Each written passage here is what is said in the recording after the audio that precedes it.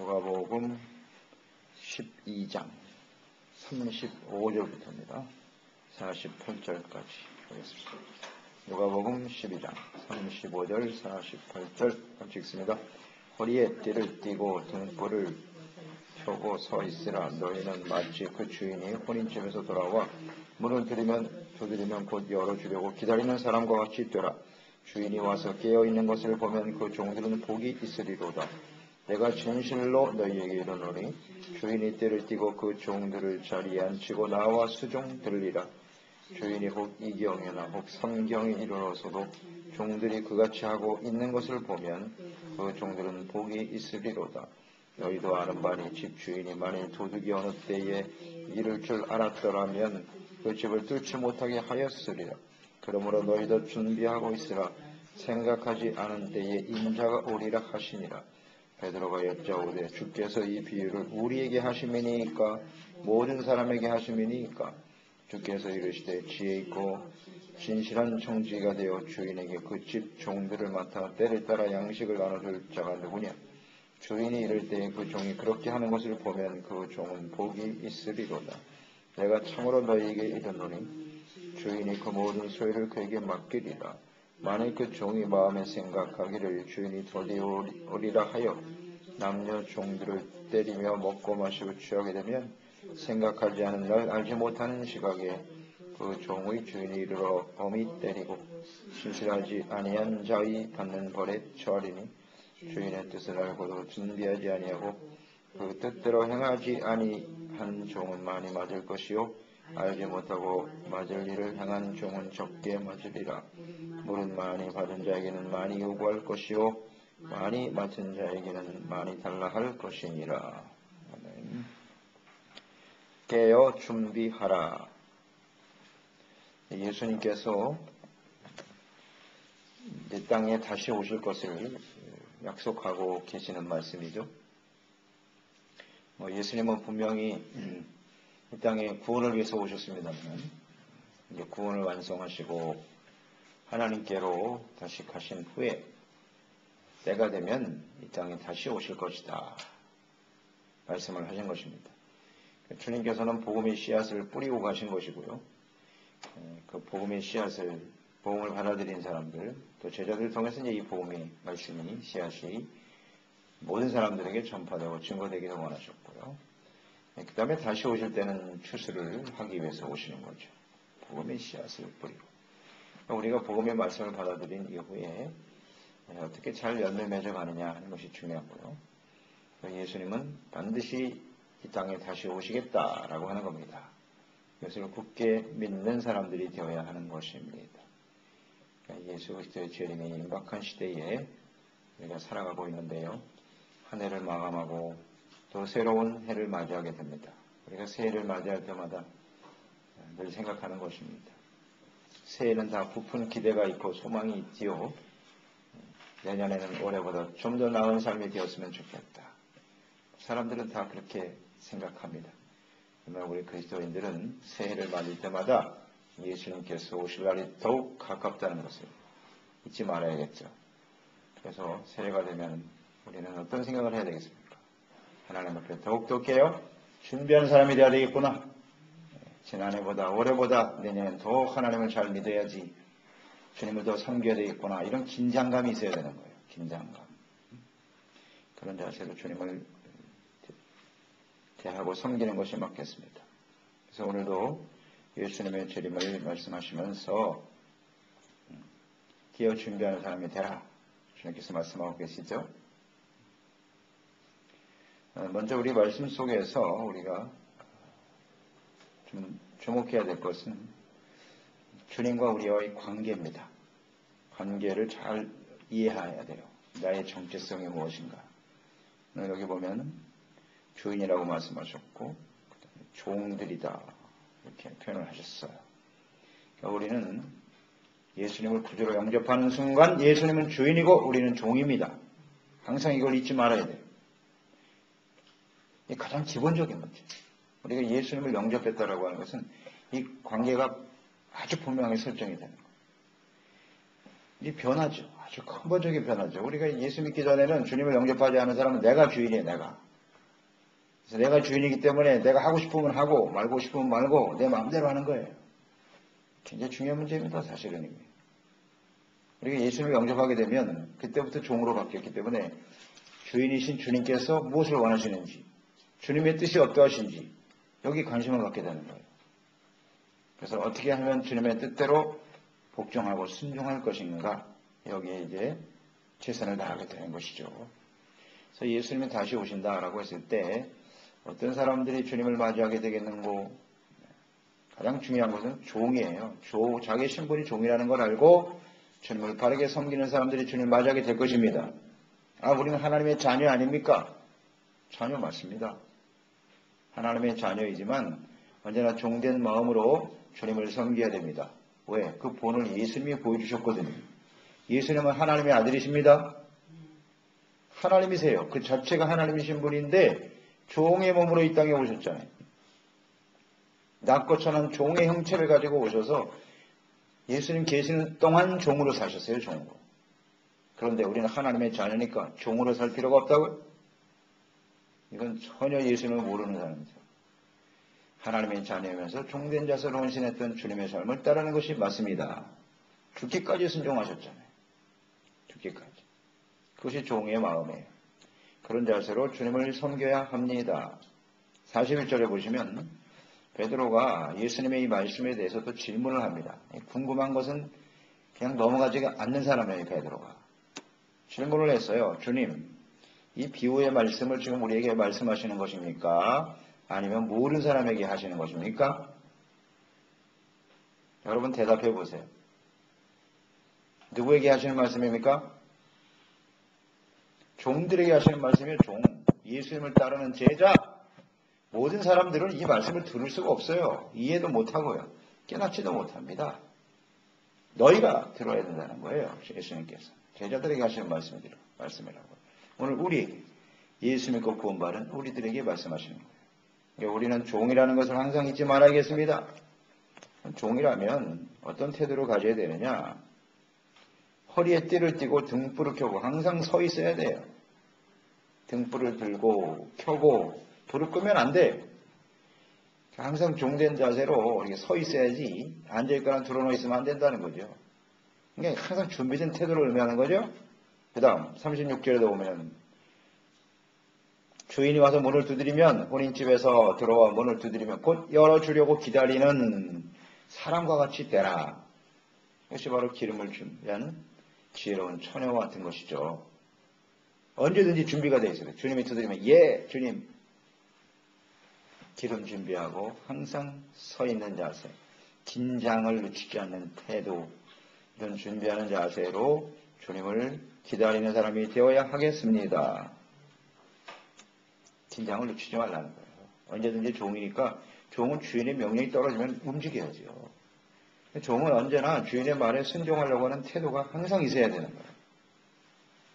그런데 종이 주인보다 늦게 일어나고 게으르고 무슨 일을 시키려고 찾으면 없어. 그 자리에. 그런 종이 되어서는 안 된다는 거죠. 참 불행한 종이죠. 불쌍한 사람이에요. 나중에 주님께서 그런 종들을 어떻게 대하시는 건 잘 나와 있잖아요.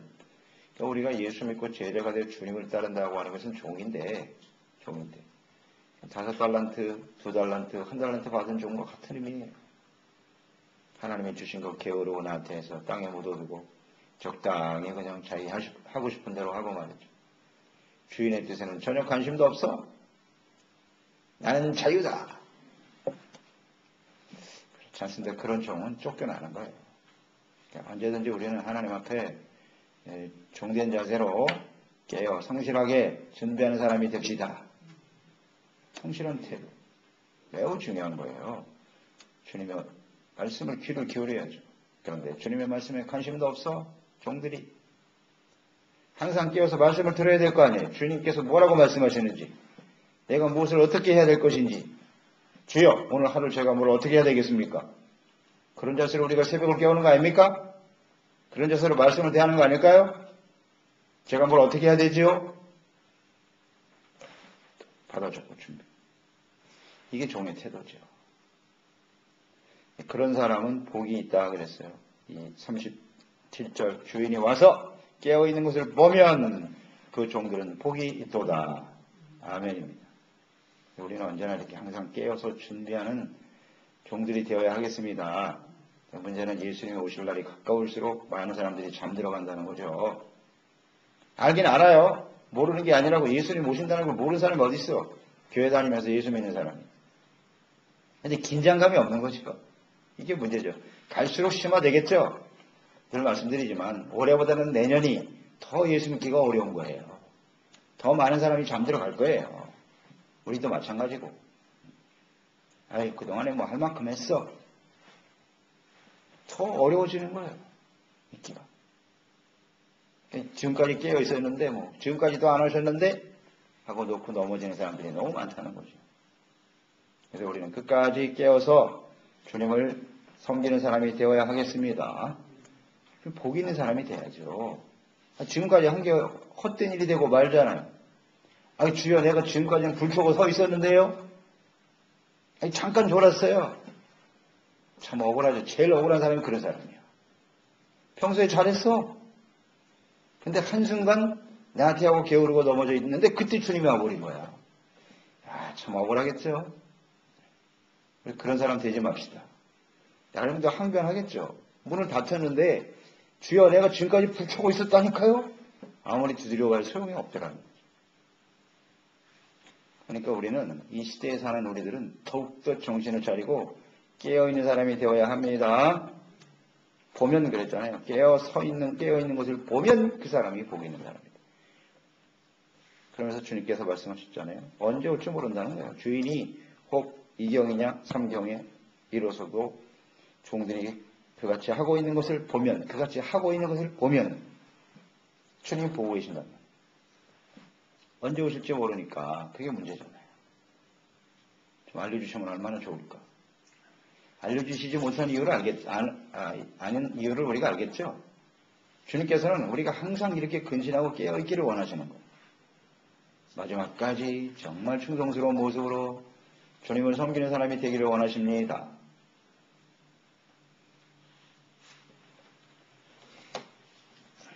그러므로 너희도 준비하고 있으라. 40절에 보면 생각지 않은 때에, 이게 문제라고요. 생각지 않은 때에 인자가 올 것이다. 그러니까 우리가 가장 생각이 중요한 것 같아요. 생각부터 깨어 있어야 돼요. 이제 주님께서는 안 오실지도 몰라.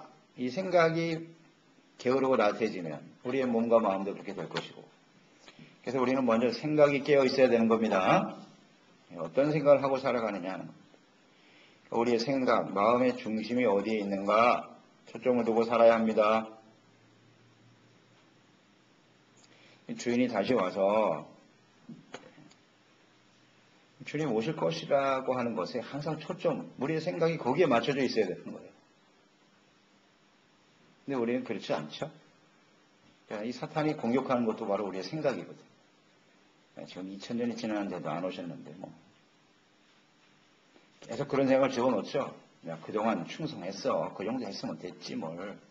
이런 생각을 집어넣어준다고. 그러니까 우리의 생각과 마음을 잘 지키시기 바랍니다. 종이라는 생각을 빨리 우리는 기억하고 항상 긴장하며 깨어 있어야 된다. 그러니까 언제부턴가 우리의 생각이 점점 내 마음대로 해도 될 것 같은 생각으로 변질되어져 가는 거죠. 세속화되어져 가는 것이고. 참 어리석은 것 같아. 그렇게 하나님을 섬기고 믿는다고 하는 것이 어리석은 사람처럼 보이고 적당히 그냥 세상과 교회를 왔다 갔다 하는 사람들, 그러면서도 잘 사는 사람들 보면 너무 좋아 보이는 거예요. 그런 게. 부러워. 저렇게 사는 사람도 있는데 내가 어리석은 것 같아. 이 생각이 잘못되는 거지. 그래서 우리의 생각이 예수 그리스도가 다시 오실 것이라는 데 초점을 두고 하나님의 나라와 그의 의를 구하는 일에 힘쓰는 저희들이 되어야 하겠습니다. 이렇게 하는 사람들에게 주님께서 말이죠. 37절에 보면 아주 놀라운 말씀을 하셨는데, 이렇게 깨어있는 사람 종들은 복이 있다고 말씀하시면서 내가 진실로 너희에게 이르노니 주인이 띠를 띠고 그 종들을 자리에 앉히고 나와 수종 들리라. 놀라운 말씀하셨네요. 주객이 전도돼 버렸어요.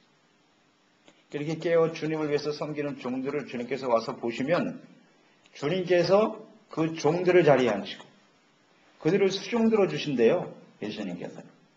이것이 예수님의 마지막 제자들에게 발을 씻겨주시는 그런 장면과 같잖아요. 예수님이 오시면 이렇게 헌신된 종들을 아주 소중하게 대해주시고 위로해주시고 축복해주시고 섬겨주신답니다. 이런 황송한 일이 어디 있습니까? 우리 주님 오시는 날 이런 종들이 됩시다. 주님이 귀하게 여기는 종들이죠.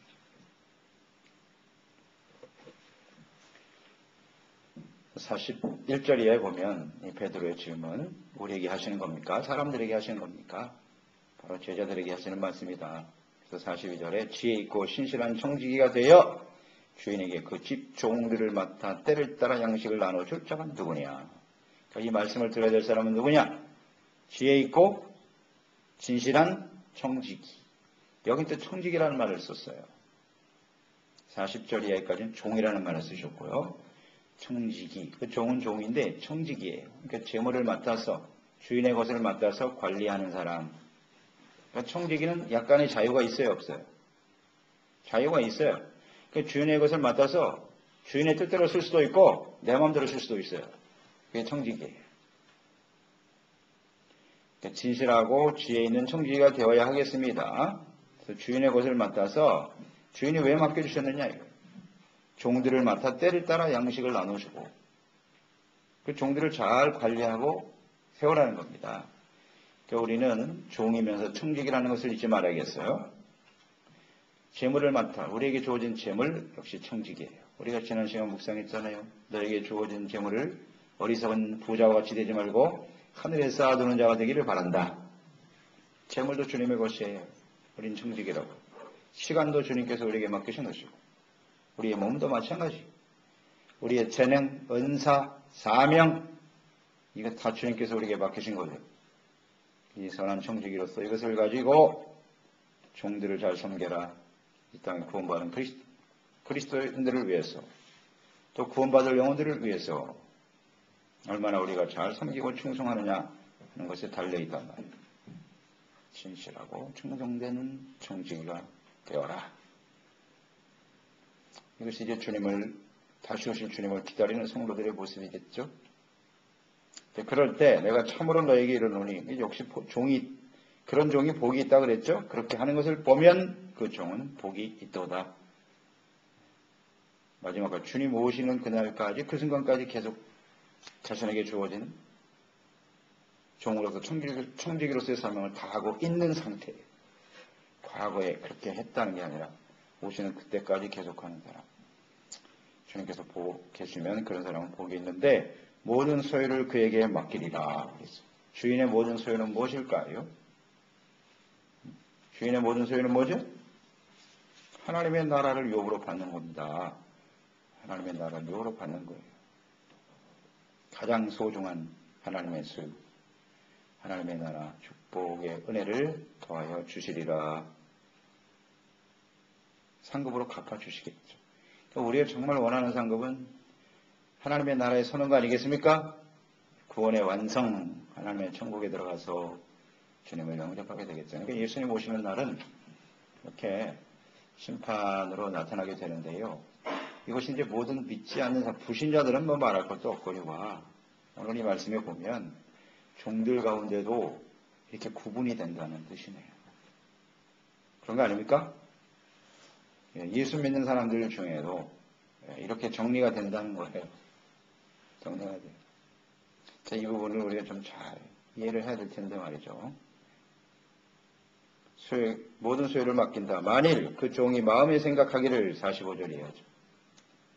주인이 더디 오리라 하여 종들을 때리고 먹고 마시고 취하게 되면 세속화되는 거죠. 또 자기의 주어진 일에 사명에 충실하지 못한 사람들이죠. 이게 한 달란트 받은 사람들 아니에요? 그렇죠? 한 달란트 받은 사람은 어떻게 된다고요? 바깥 어두운 데 내어 쫓겨 슬피 울며 이를 갈며 있으리라. 그 바깥 어두운 데가 어디라고요? 그게 하데스예요. 지옥의 지옥. 참, 이 부분을 어떻게 이해해야 되는가? 이것 때문에 고민하는 분들이 굉장히 많은데요. 그냥 말씀 그대로 들으면 돼요. 종들 중에도 이렇게 게으르고 나태하고 주님을 바르게 섬기지 못하면 버려진다는 거예요. 주님의 말씀이니까 우린 그걸 무슨 의역을 할 필요도 없는 것이고 다르게 해석할 일이 없어요. 그냥 있는 그대로 받아들이면 되겠죠. 아이고 하나님 어찌 그러실 수가 있습니까? 글쎄 그게 주님의 말씀이라니까요. 거기에 대해서 우리가 이의를 제기할 수 있나요? 제기할 수 없어요. 그럼 주님께서 말씀하시죠. 세속화되어 자기 일에 충실하지 못한 사람들, 역시 46절의 문제는 뭐예요? 생각하지 않은 날. 그럼 무슨 얘기예요? 이런 악한 종들은 역시 뭐가 문제예요? 생각이 문제란 말이에요. 주님께서 금방 오시지 않을 것이라는 생각이죠. 이런 생각을 가진 사람이 악한 종이 되는 거예요. 그래서 우리의 생각을 잘 지키는 것이 대단히 중요해요. 오늘은 안 오시겠지.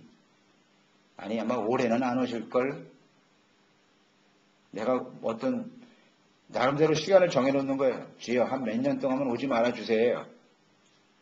이 생각이 잘못된 거예요. 주님께서는 오늘 오실지 내일 오실지 모르는 겁니다. 항상 그런 생각을 하고 살아야 되는데 주여 언제까지는 오지 말아주세요. 내가 세상에 좀 할 일이 있고 세상에서 누리고 싶은 게 있어요. 이런 생각을 하는 거죠. 이런 사람들은 충성을 못하는 거예요. 헌신할 수가 없어요. 생각을 조심하시기 바랍니다. 그때 주님 오신단 말이죠. 내 생각대로 되는 게 아니라는 거예요. 주님께서 오시는 날은. 그런데 왜 내 생각과 뜻대로 마음대로 할 수 있다고 생각하느냐 말이죠. 그게 대단히 잘못된 생각이에요. 자, 그러면 생각하는 날에 주님께서 오셔서 어떻게 한대요? 주인이 엄히 때리고 신실하지 아니한 자의 받는 벌에 처하게 될 것이다. 엄히 때리신대요. 주님께서 하신 말씀이니까 매를 맞는 건 그래도 괜찮은데 매를 맞고 하나님의 자비와 긍휼을 베풀어 주시면 다행이거니와. 야, 넌 필요 없어. 이제 나가. 버려질까봐 그게 제일 두려운 거죠, 사실. 버려질까봐 참 두려운 일이죠.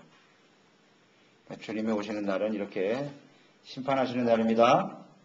예, 충성된 종들에게는 하나님의 상급으로 갚아주시고 이렇게 게으르거나 태하고 자신이 주어진 사명이 무엇인지도 모르고 게으르게 살아가는 사람들은 많이 맞는다는 거예요. 그래서 47절이 중요하죠. 주인의 뜻을 알고도 준비하지 아니하고 그 뜻대로 행하지 아니한 종 더 많이 맞는다. 더 많이 맞는다요. 그러니까 주인의 뜻을 우리는 알고 있죠. 예수님께서 이 땅에 오실 것이고 우리에게 주어진 우리가 해야 할 일이 무엇인가를 말씀을 들어 이미 알고 있고, 근데 문제는 알고 있으면서도 그 뜻대로 행하지 않는다는 거예요. 이 문제를 어떻게 우리는 이해해야 될까? 많이 맞을 것이오. 예수님께서 마태복음 7장에 말씀하셨거든요. 너희가 주여 주여 하는 자마다 다 천국에 들어가지 못한다. 이 천국과 관련이 되어 있단 말이에요. 오직 내 아버지의 뜻대로 행하는 자라야 들어가리라. 이 말씀과 연결해서 우리가 해석을 해보라. 성경은 성경대로 이해해야 되니까. 그럼 여기 뜻대로 행하지 않는 사람은 신실하지 못한 자가 받을 형벌은 무엇인가? 하나님의 나라를 유혹으로 받을 수 없다는 거예요. 굉장히 심각한 부분입니다. 이 말씀. 교회 안에서 주님을 섬기는 사람들이 있는데 예수님 오시는 날에 다 들림받지 못한다는 거죠. 다 주님 앞에 서지 못한다는 얘기예요. 그런 말씀 맞죠? 이 땅에 남는 사람이 있다고요. 예수님이 오셔서 우리를 이끌어 가실 때 너무나 많은 사람이 이 땅에 남아있다고요. 그래서 뭐 환난을 당해야 되느냐, 뭐 통과해야 되느냐.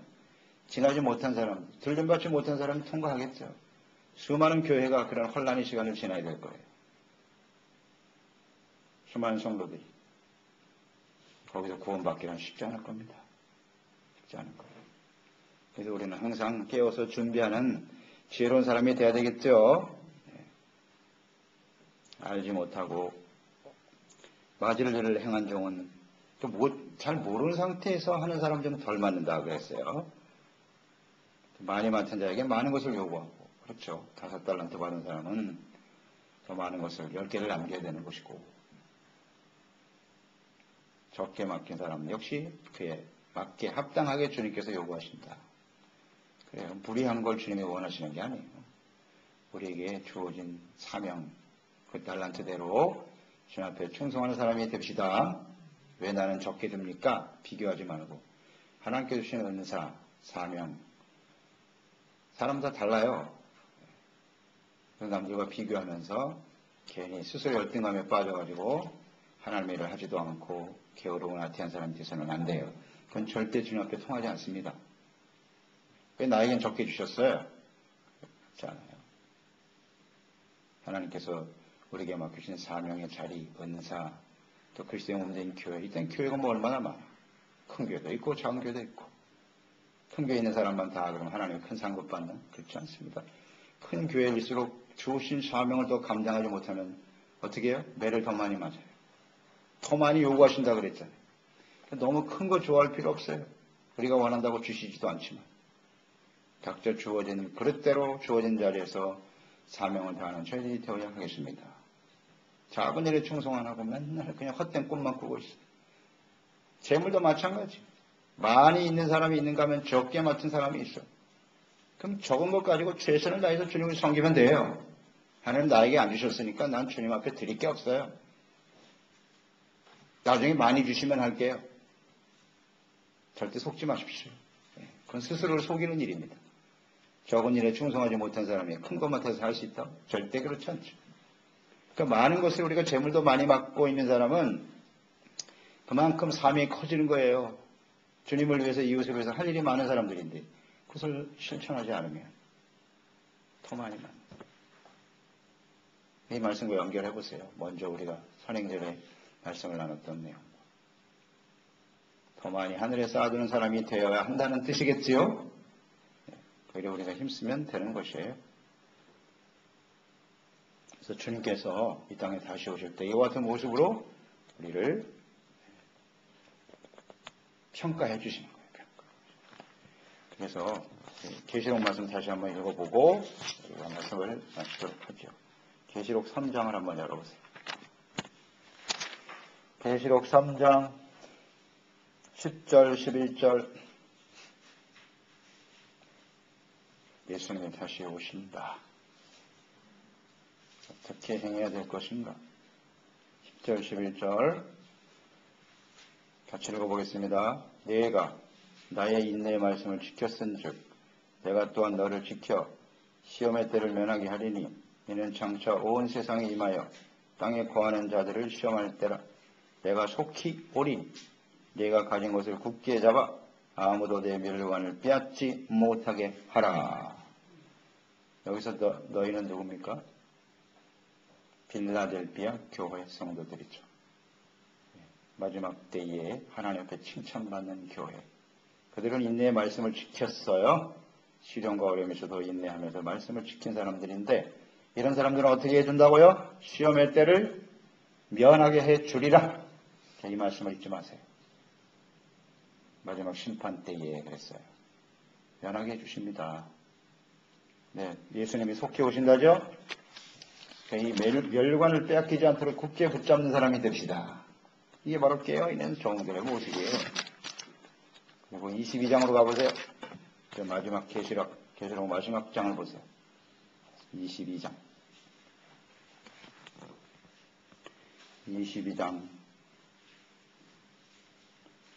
12절 계시록 22장 12절 보라 내가 속히 오리니 내가 줄 상이 내게 있어 각 사람에게 그가 행한 대로 갚아주리라.